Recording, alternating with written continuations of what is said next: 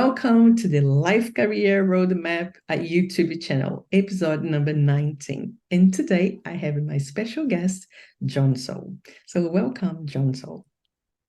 Thank you, Seema. It's a wonderful pleasure. It's an honor to be able to just talk about life and work. Yes, wonderful. John, as I usually do, I ask two initial questions. One is where you come from and what's your professional background?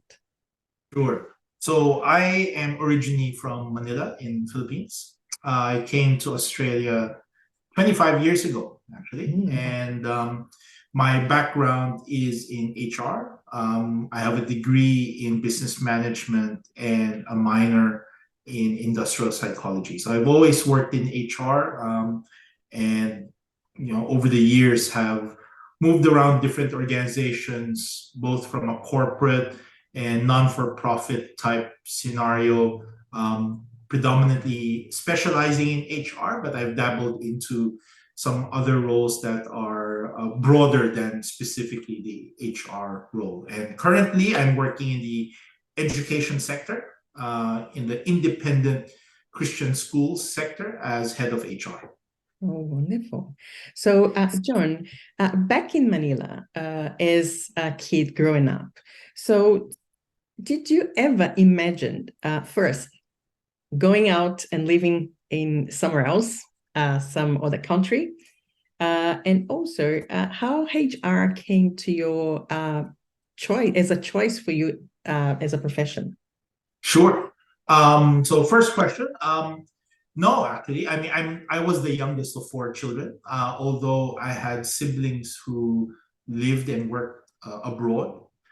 Being the youngest of four, I was probably earmarked as the one who was least likely to move away.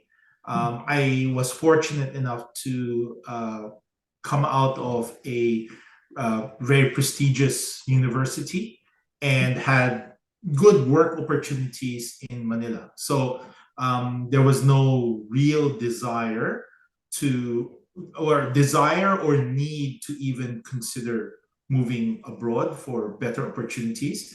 Not to say that I wouldn't be open to international posting, but it wasn't a case of something that I was desperate to leave.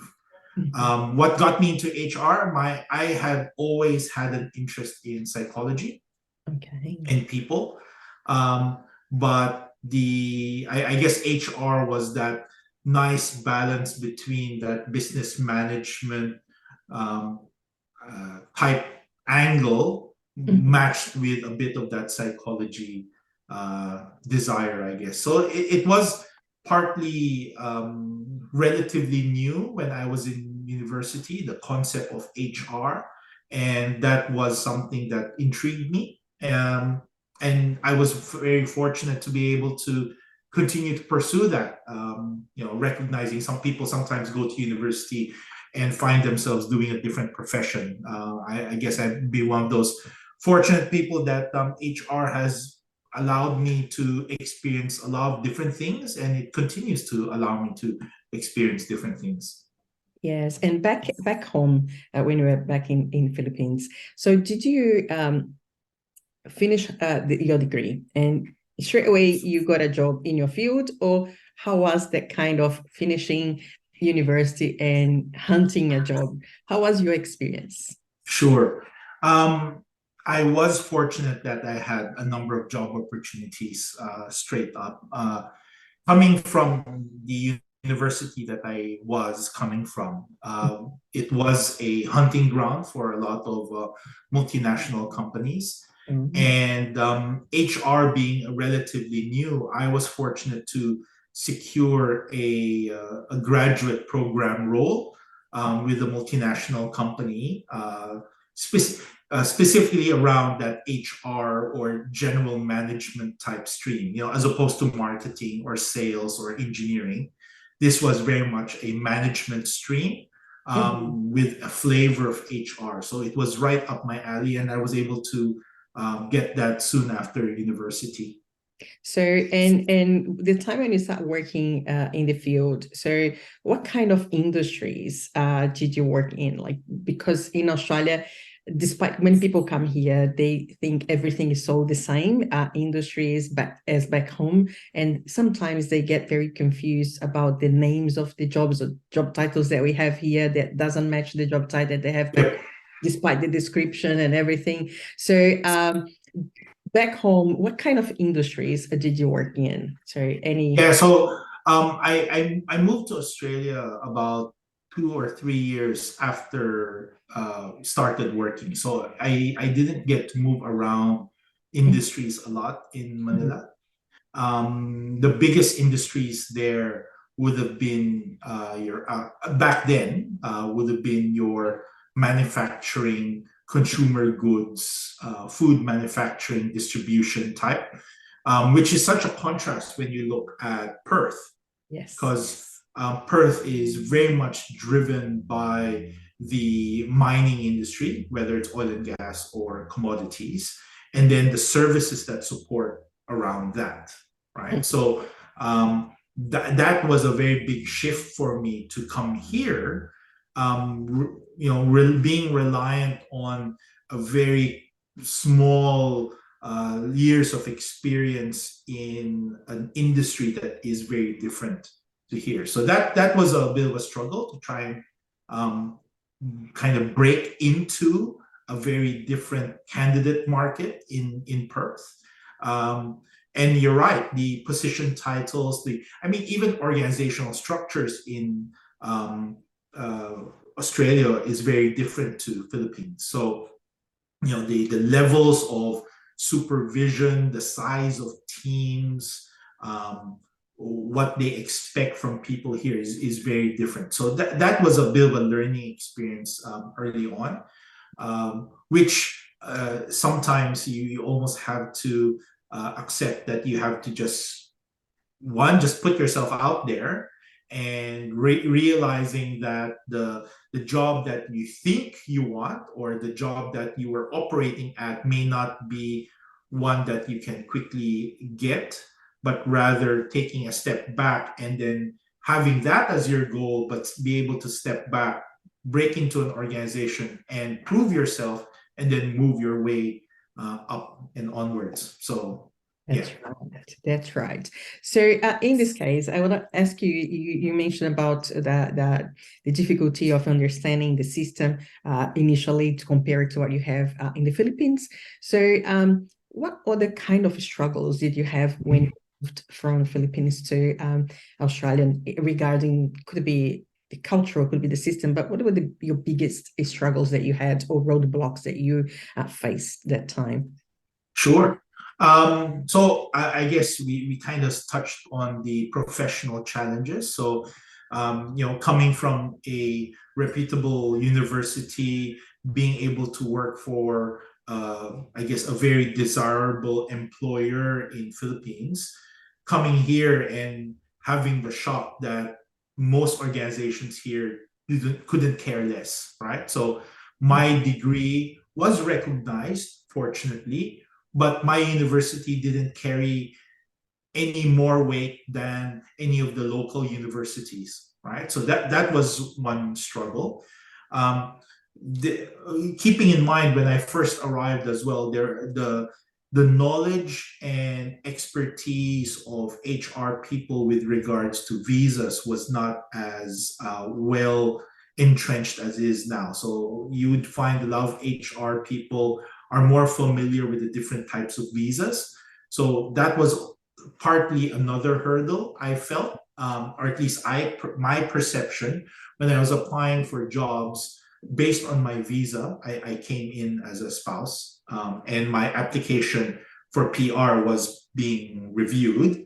The moment that they saw that I had a temporary visa, they think I was here they treated me like as if I was a visitor, like a tourist, where in fact it wasn't, right? So that's just simply a lack of understanding and education of that sector at that time. Nowadays, people are very very well versed about visas and the limitations and all that. Personally, I think it was also getting used to the culture, getting used to the application process here, getting used to the different organizations, and also the personal challenges of almost restarting your career. Now, to be fair, I was still very early in my career, so it wasn't it wasn't a huge step backwards to kind of restart again. I could imagine for some people who will be coming here mid-career and say may have been in managerial roles or team leader type roles or even managing director roles to come back here and be part of a team again or start their career again. That would be a bit harder. For me, I was fortunate to have come here relatively early in my career. So being able to start again, I guess, wasn't too big a hurdle. But it still shakes your confidence. It does shake your sense of value and purpose. You there would be times where you ask yourself, what did I just do, right? What did I just decide? I've packed up everything I had. I thought I had everything I needed and wanted then, and I just gave that up, and I've got nothing now. What am I doing, right? So you kind of go through that process. But I guess the key takeaway from that season of my life is just being able to go one step at a time, staying true to your purpose, staying true to your objectives and goals, and just it's hard work, but it's baby steps as well. Being kind to yourself that you may have to take small steps first, and then taking every opportunity as they come. And when we talk about opportunity, it could be work opportunities. My first contract job was helping an Australia Post contractor, and I was driving a van, helping posties fill in their bikes at that time. You just take whatever you can, but you take opportunities with a purpose of next. So I remember doing that, and I was volunteering for the Red Cross, and that led me to being in the office of the marketing fundraising team of the Red Cross. And one might say, that's the farthest thing from HR. But what it did do is it gave me something for my CV to say, hey, I'm here for the long haul. I now have a referee who is in Perth that you, my future employer, can talk to, and she would be able to vouch for my credibility, right? So those were just building blocks to help bolster what would be a job application. That's right. So this was my next question, and you partially answered it. So you got your first job, but how long took you to get this first job? And also, how long took you to get your first job in HR? And how many applications did you? Oh, oh my goodness. That took a while. Now, I'll put some context because I don't want to discourage people who are listening to this. To give you some context, I arrived in Perth in 1998. And if you know your history, that was the time where Australia was negatively impacted, or the Australian economy was negatively impacted by the Australian currency crisis. That's right. Right? So yeah, that time I arrived the same year as you. Yeah, there you go. So coming here at that time with what was 2 years experience, competing with every other HR graduate who was already in the marketplace at that time, it took me about 18 months to find my first permanent job. I was doing some contract work in between, but to say the least, it took a while. So credit to my wife, who was very faithfully supporting me through that time. But yeah, so that was the harsh reality, that it took me that long to get that first HR job. And when you talk about HR, my first job wasn't even inside a corporate office doing HR. I found myself working in a recruitment agency. So utilizing my HR skills, but really doing recruitment. And recruitment agency work, yes, has a feature of HR, but it also had the feature of sales and stuff like that. So for someone who never saw himself as an extrovert, literally door knocking to try and do marketing calls and do sales calls was something Cold very, calls. very uncharted territory for me. That's right. So it's not like what you're saying right now. It's what I normally say to my mentees or people that come to me seeking for help is this point right now, you may not be able to get the job that you had back home, like the same level, but you can start working in a related field around people from your industry. And then you get to know them and get to know what is around, how you need the vocabulary that you need to acquire to start Yep. speaking the same language, right? Correct. The same language. Exactly. That's right. It is a means to an end, right? So being able to, and it's always hard, I can identify with people who've come here and they've moved their family, or in my case, I moved myself. I was newly married. Fortunately, we didn't have kids at that time, so we didn't have a mortgage at that time. But the reality is, it's like you have a goal, but everything needs to be intentional, methodical, baby steps towards that goal. Right? So that's so important. And I'm a big advocate, saying it from an HR perspective now. Any experience is good experience. So people might look back and say, what does working or volunteering for the fundraising team of Red Cross help you? Well, it actually put me in an office environment within an Australian branch. I reported to a manager. I was working on my Excel skills. I was working on some very basic accounting skills because we were doing that. I was doing cold calling then. All these things, all these relational things, all these soft skills, you're actually still honing in, even though you weren't working in your same profession. And I can't say that I planned this exactly how it worked, but my story is my first recruitment job, I was made redundant from after a year. But because I had a bit of that on my CV, it actually led me to my next recruitment agency role. And that then expanded my network. And the manager who I worked for very closely in the second recruitment agency was headhunted for a different role.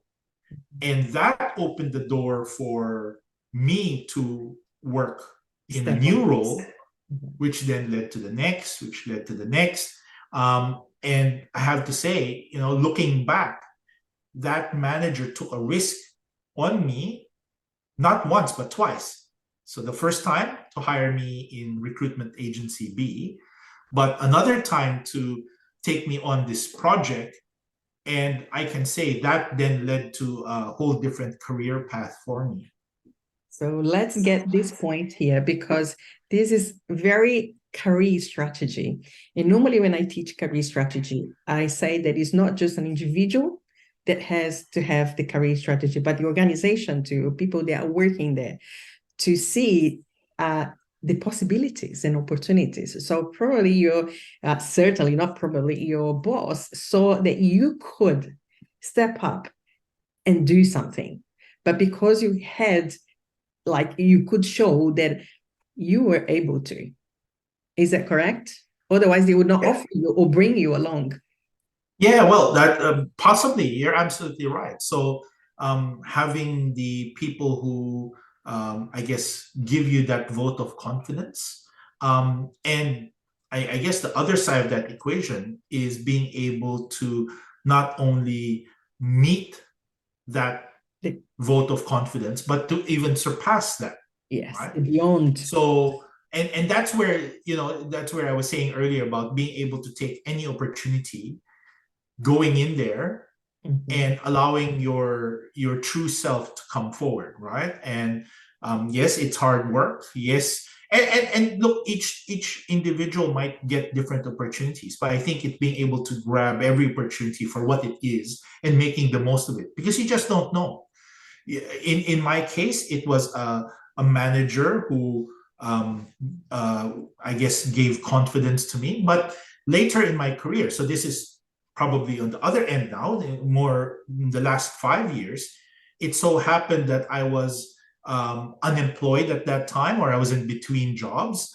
I happened to be shopping groceries for dinner, and I bumped to an ex-colleague of mine. Now, that ex-colleague of mine happened to be a team leader of a team that, guess what, had someone just resign. And she turns to me and goes, "Hey, what are you doing here? And what are you doing now?" And I go, "Funny you ask, I'm actually in between roles." Fast forward 2 interviews later, I found myself in a role. And so it's not only the manager, but it's the people around you and the people that you positively impact. I mean, Perth is very small, and the industries within Perth are quite interrelated. So one, it's not about burning bridges. You don't want to do that. But one is building good connections. The relationships that you create. Yeah, exactly. And I'm not saying that it's all about jobs for friends, right? But if you've got good connections, it gives you opportunities that you might not be aware of. It might give you opportunities to learn things or get to know things that, or bounce things over people, that you can learn from colleagues and so on. But also it gives opportunities for you to, for doors to open up. And yes, you have to take the step forward, and then you have to prove yourself in there. But those opportunities, when you've got 5 people looking for out of opportunities for you, they can probably find more things than you alone looking alone for. we do find it. That's right. It's the power of you being genuine and create these connections, not just to support you, but also when people need you, support them.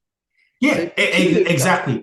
And often I encourage people, when you do networking, it's not about me, right? Yeah. It's not about what can you do for me, but it's a case of being able to connect with people on a relational way and say, "Hey, I'm here to support you, but can you also support me?" Right? Can I share something with you of what I know or what I heard, or how can I help you with the problem that you're facing in your workplace? And I can be a sounding board, and vice versa, because that's how you build a relationship. It's not about take, right? Oh, that's right. That's completely right. So, John, and in this case, when you came to Australia, you had, like in the Philippines, you have English as a second language. So it's American English. Many Philippines, they speak good English. So how was for you? Because you had the language before you come here, or you just not very proficient in English when you came? How was your situation? Fortunately, I was very proficient with English when I came. My entire, I guess, schooling was very much an English-based education. Yes. So I did come here quite comfortable and quite confident with English. But like you pointed out, it's American English, not Aussie English. So I needed to learn about some of those nuances, about the accent. As you can tell, I don't have an Aussie accent. But fortunately, and again, I couldn't have planned this better. Guess what? One thing that recruiters do a lot, they talk to a lot of people. Yeah. And so over time, just because I was doing my job, I was just simply learning the nuances, learning different things. I was not only learning a bit more about the culture, I was learning more about the accent and the terminologies, but I was also learning more about that specific industry or that particular skill set. So that just happened over time. Hey. So in Australia, you have worked in different industries now. So you have a very good view of Australian industries. So nowadays in Australia, what are the 3 top industries that are employing people? And also not just employing, but also if they're employing, they are making good revenue too. Yeah. Look, safe to say, when you look at WA in particular, we'll use that as a context, but I think Australia as a whole, there's no doubt that your big heavy industry continue to be very, very much in demand, right? So your mining resources, oil and gas. Now, to be fair, with all the media and publicity around, they may not be the sexiest industries to be part of. Um, that said, one cannot take away from the fact that they are such big contributors to the Australian industry or economy, right? Um, Other aspects, with all these free trade agreements and all that, I would expect that our agricultural industries and things like that will continue to be that bolster up. But keeping in mind, regardless of what these big industries or big corporates are doing, you have all these support services that either directly support these industries or are there to support the individuals working in these industries, right? So hypothetically, if Australia gets an increase of immigration of 20%, inevitably, you're going to have a huge demand in construction, in buildings, in roads, in education, in services, in that type of stuff. So that's a flow-on effect, right? Mm-hmm.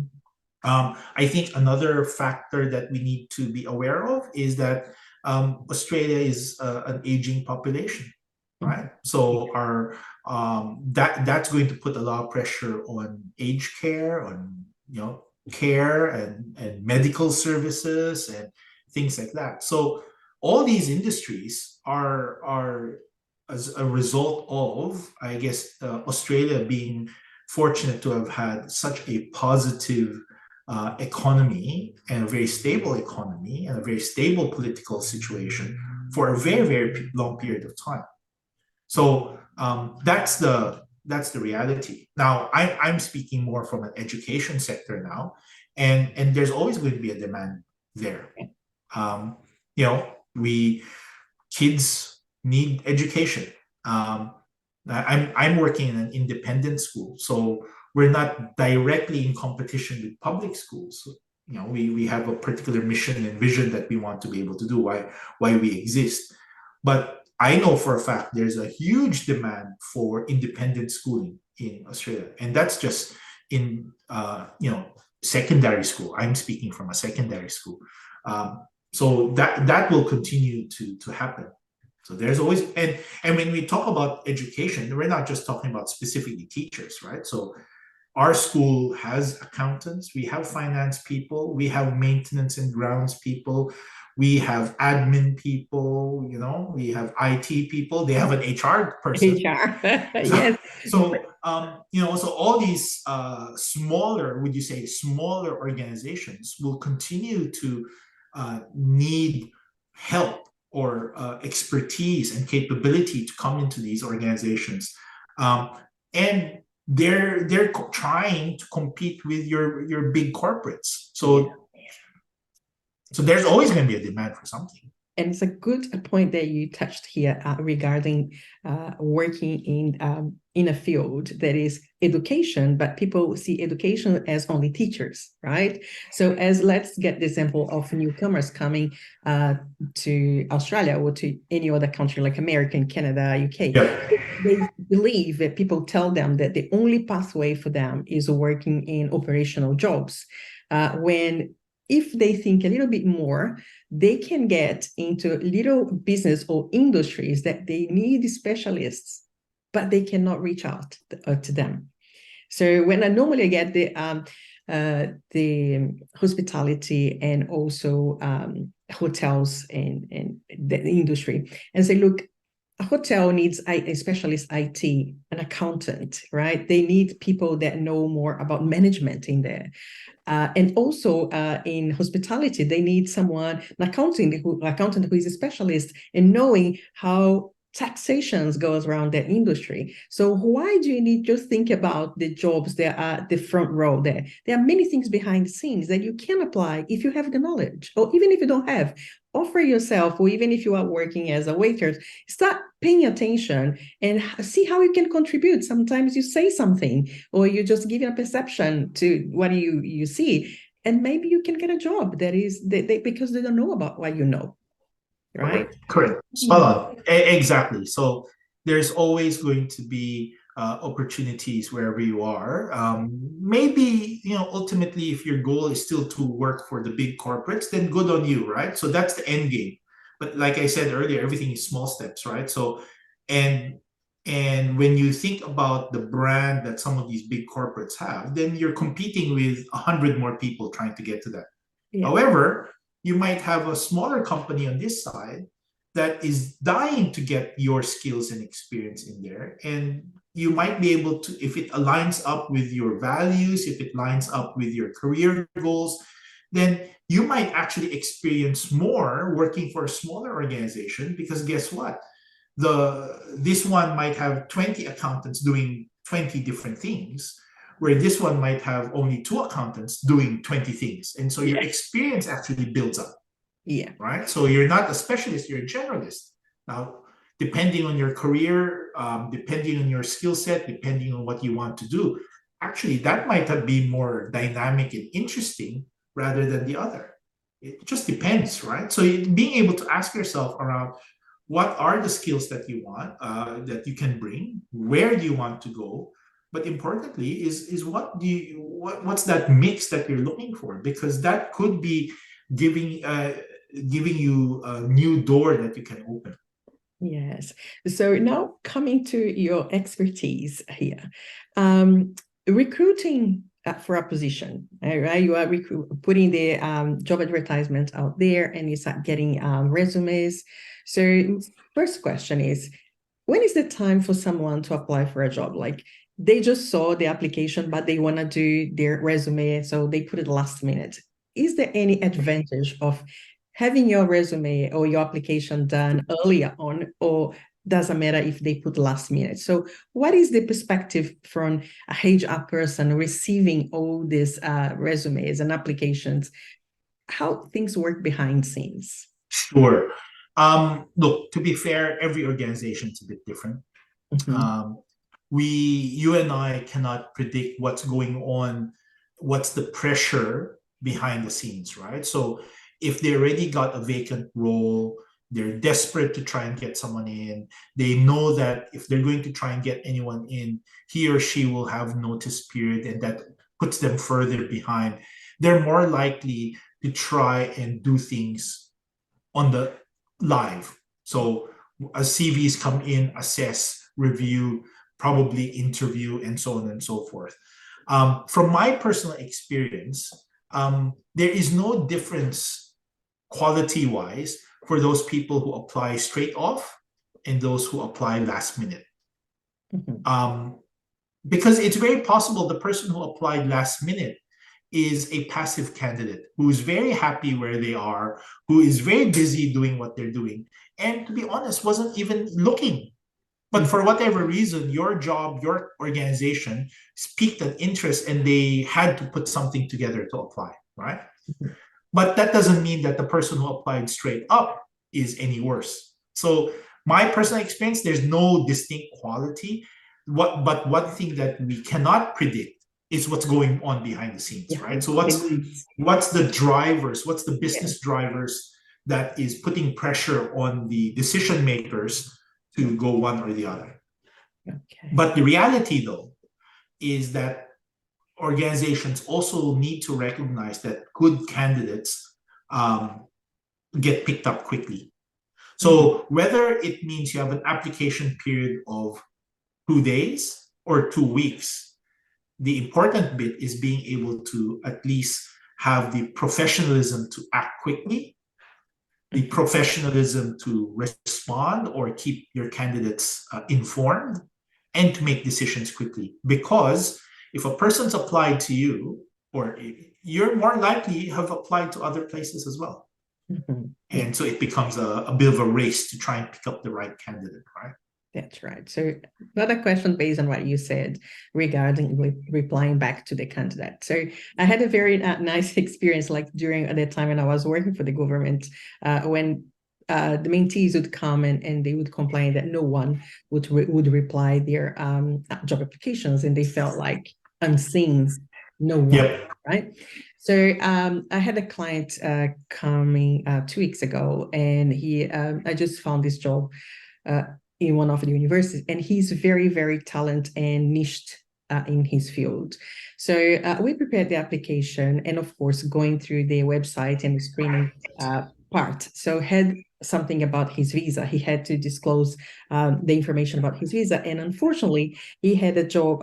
The visa is finishing soon and getting another one.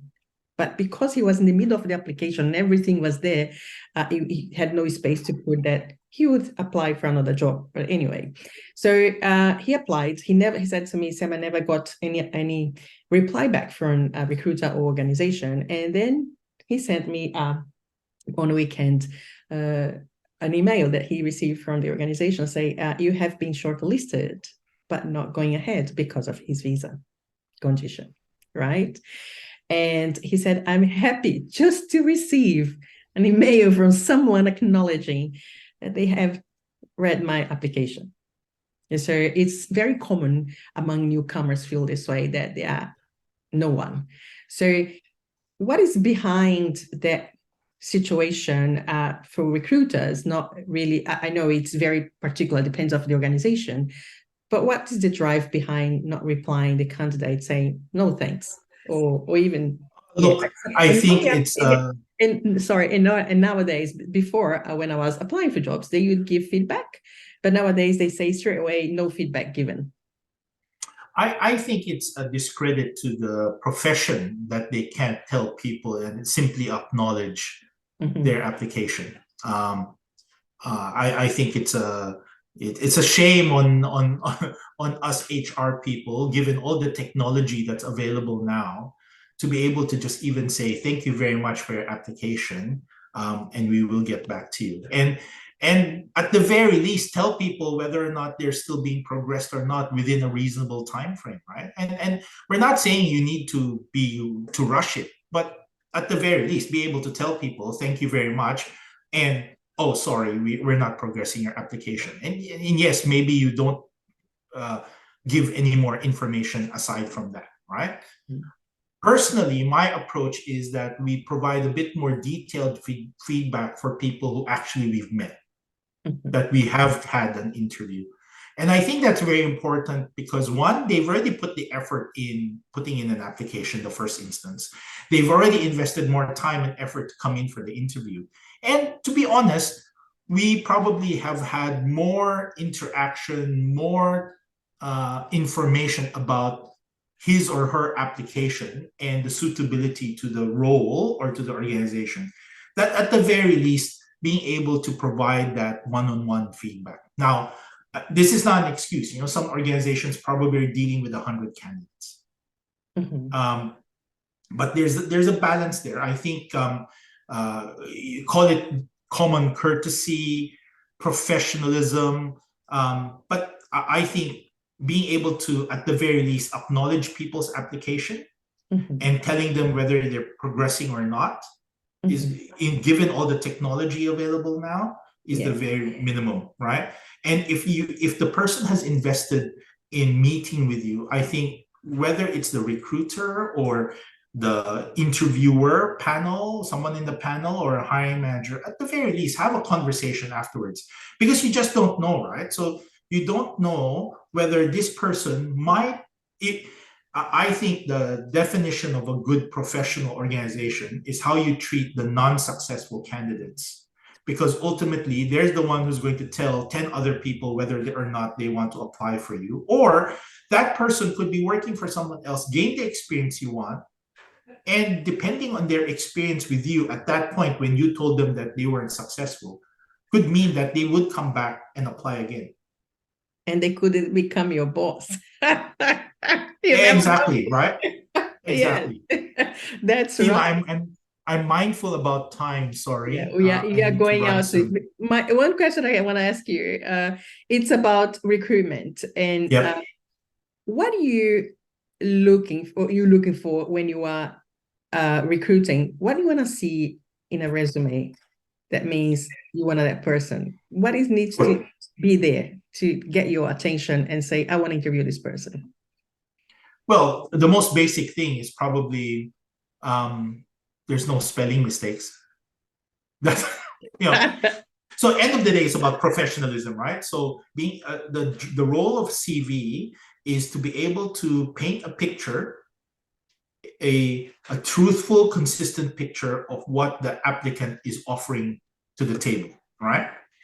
Now, a generic CV is fine, but a CV that actually highlights the potential match to the organization, the potential match to the role really helps. Because think about the reader of your CV. The reader of the CV probably has a list of things that they have to look for. And they're not the ultimate decision maker. They're not the hiring manager. They're not the technical expert. So they're working off a list of things that they've been told they have to look for. So your challenge as an applicant is to present yourself in a truthful manner as close to that so that the reader of your CV can in a very few minutes be able to be transported to a picture that goes, hey, there are qualities and skills and experience that this person can present that matches what I'm looking for. Yes. So that's probably the key thing. And regarding the interview, what do you want to hear, what do you want to see, or what do you want to feel when you interview someone that tells you that the person is the ideal candidate for the position? Obviously, each organization is going to be different. One of the advice I often tell people is do your research. Understand what that organization is about. Understand what those organization sees as valuable.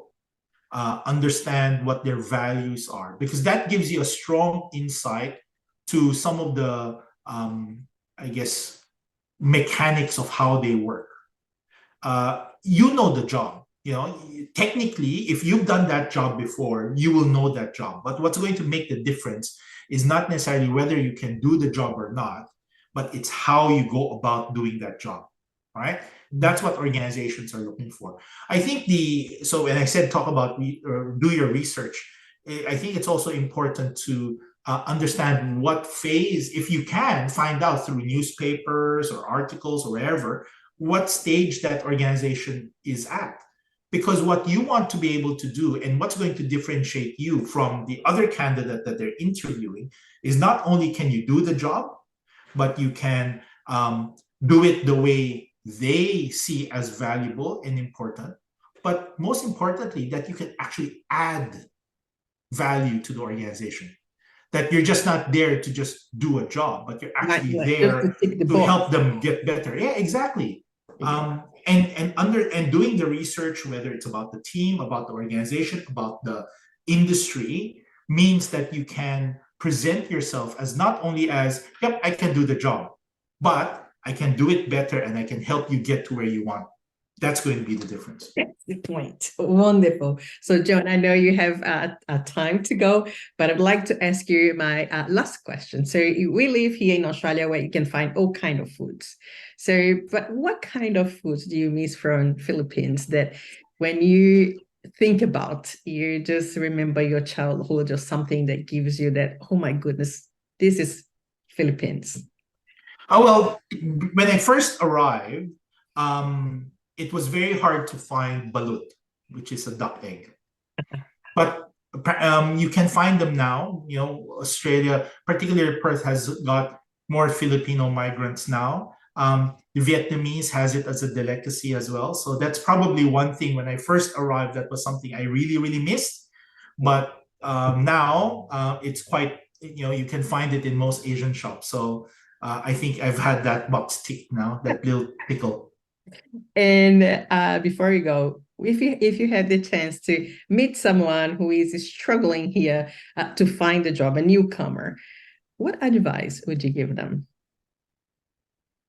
I think first and foremost, have confidence in yourself. Mhm. Give it a go. It might not be exactly the job that you think you want to do or what have you. Just give it a go.